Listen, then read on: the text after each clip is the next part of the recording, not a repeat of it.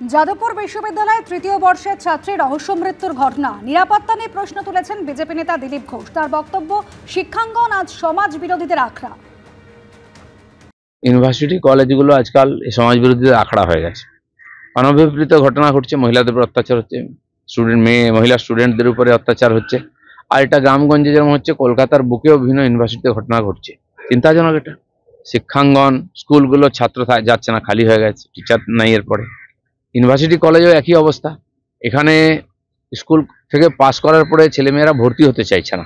অন্য রাজ্যে লক্ষ লক্ষ সংখ্যায় চলে যাচ্ছেন পড়ার পরে ওখানেই চাকরি করছেন। এখানে তাদের পড়াশোনার পরিবেশ নেই। দ্বিতীয়, মহিলাদের সুরক্ষা নেই। সার্বিকভাবে একটা ডামাডোল চলছে। যাদবপুর বিশ্ববিদ্যালয়, যেখানে ইংরেজি বিভাগের তৃতীয় বর্ষের একজন ছাত্রীর রহস্য মৃত্যুর ঘটনা। বিশ্ববিদ্যালয়ের 4 নম্বর গেটের পাশের ঝিল থেকে অচৈতন্য অবস্থায় তাকে উদ্ধার করা হয়। কেপিসি মেডিকেল কলেজ হাসপাতালে নিয়ে গেলে রাত 10টা নাগাদ তাকে সেখানে চিকিৎসকরা মৃত বলে ঘোষণা করেন। সন্ধ্যের পর ক্যাম্পাসে কি করছিলেন তৃতীয় বর্ষের ওই ছাত্রী, এই নিয়ে কিন্তু ইতিমধ্যেই প্রশ্ন উঠতে শুরু করেছে। যদিও যারা ছাত্রছাত্রী রয়েছেন তারা কিন্তু ফের একবার সেই সিসিটিভি নেই বিশ্ববিদ্যালয় চত্বরে, এই প্রশ্ন তুলতে শুরু করেছেন। পড়ুয়াদের একাংশ বলছেন বন্ধুদের সঙ্গে ঝিল পাড়ে বসেছিলেন ওই ছাত্রী, কিন্তু তারপরে এই ধরনের ঘটনা কেন ঘটলো তা নিয়ে উঠছে প্রশ্ন। বিশ্ববিদ্যালয়ের 4 নম্বর গেটের পাশে ঝিল থেকে অচৈতন্য অবস্থায় ইংরেজি বিভাগের তৃতীয় বর্ষের ছাত্রীর দেহ অচৈতন্য অবস্থায় উদ্ধার হয়। রাত 10টায় তাকে কেপিসি হাসপাতালে নিয়ে গেলে তাকে মৃত বলে ঘোষণা করেন চিকিৎসকরা। ফের সংবাদ শিরোনামে যাদবপুর বিশ্ববিদ্যালয়। সুকান্ত মুখোপাধ্যায় আমাদের প্রতিনিধি এই মুহূর্তে রয়েছেন সরাসরি আমাদের সঙ্গে। সুকান্ত, যাদবপুর বিশ্ববিদ্যালয়ে ছাত্রছাত্রীরা ফের একবার বলছেন যে সেই সিসিটিভি না থাকা সেটাকেই কিন্তু তারা মূলত দায়ী করছেন, কিন্তু ঘটনাটা কি ঘটেছে? দেখো, গতকালকে রাত্রি 10টা থেকে ঠিক 10:30 নাগাদ যাদবপুরের ঠিক 4 নম্বর গেটের সামনে আমরা এই মুহূর্তে দাঁড়িয়ে রয়েছি। ক্যামেরা দীপ্তেন্দু চক্রবর্তী যে ছবিটা দেখাবে তোমাকে আগে দেখিয়ে নিই। ঠিক এই 4 নম্বর গেটের ঠিক পাশে যে ঝিল বা যে ডোবার অংশ রয়েছে, এখান থেকে 10:30টার কিছু পরে যারা ছাত্রছাত্রীরা ছিলেন বা যারা নিরাপত্তা রক্ষীরা ছিলেন তারা কিন্তু এই ইংরেজি ডিপার্টমেন্টের তৃতীয় বর্ষের স্নাতক স্তরের তৃতীয় বর্ষের ছাত্রীকে তারা দেখতে পান এবং সঙ্গে সঙ্গে তাকে উদ্ধার করে হাসপাতালে নিয়ে যায় এবং সেখানেই তাকে ব্রড ডেড ডিক্লেয়ার করা হয়। এবারে প্রশ্ন হচ্ছে যে গতকালকে এই ছাত্রী ডোবাতে পড়লেন কি করে, এই বিষয়টি এখনো পর্যন্ত কিন্তু পুরোপুরি স্পষ্ট নয়। যাদবপুর থানাতে ইতিমধ্যে একটি ইউডি কেস বা আনন্যাচারাল ডেথ কেস স্টার্ট করা হয়েছে এবং যেটা আমরা পুলিশ সূত্রে জানতে পারছি যে তারা ইতিমধ্যে এই যে আশপাশে যে সিসিটিভি ফুটেজ ক্যামেরা রয়েছে তার ফুটেজ তারা চেক করছেন। অর্থাৎ এই ছাত্রী কিভাবে ডোবার কাছাকাছি গেলেন, সেখান থেকে তিনি কি করে পুকুরে তার দেহ গেল বা তিনি সেখানে চলে গেলেন, এই বিষয়টা নিয়ে কিন্তু ভাবা হচ্ছে। গতকালকে ড্রামা ক্লাবের ডিপার্টমেন্টের ড্রামা ক্লাবের তরফে যা হচ্ছে এই ইউনিভার্সিটির একটা অংশ, তা সেখান থেকে রুহানিয়াত বলে একটি সাংস্কৃতিক অনুষ্ঠান চলছিল, যেখানে বাউল গান হচ্ছিল, যেখানে 100 থেকে 150 অডিয়েন্স ছিল, অর্থাৎ ছাত্রছাত্রীরা ছিল।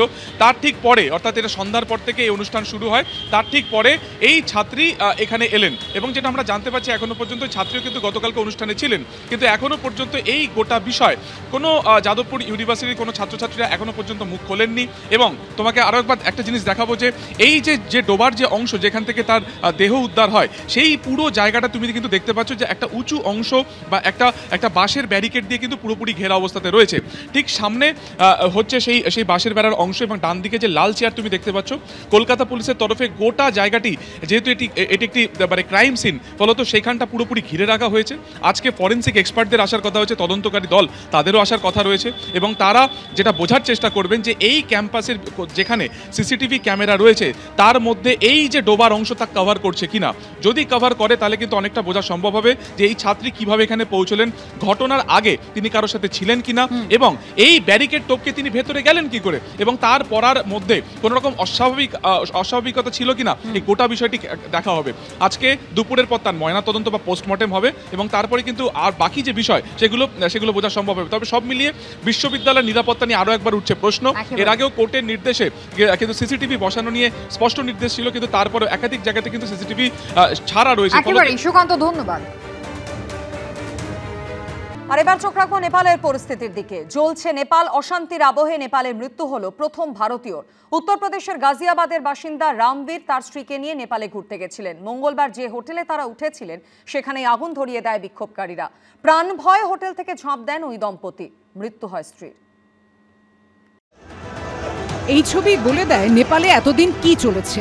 আর তার জেরে রাজনীতিবিদদের ওপর যুব প্রজন্মের এত ক্ষোভ যে তাঁদের এভাবে হেলিকপ্টারে চেপে পালাতে হচ্ছে। একটু দেরি হলেই উত্তেজিত জনতা ধরে ফেলবে, তাই হেলিকপ্টার থেকে ফেলা দড়ি ধরে কোনো ক্রমে ঝুলতে ঝুলতে কাঠমান্ডু থেকে নেতাদের এভাবে পালানোর ছবি গোটা বিশ্বকে চমকে দিয়েছে। নেপাল গৌতম বুদ্ধের দেশ, সেই দেশেই এখন বিদ্রোহ অশান্তির ভয়ঙ্কর ছবি।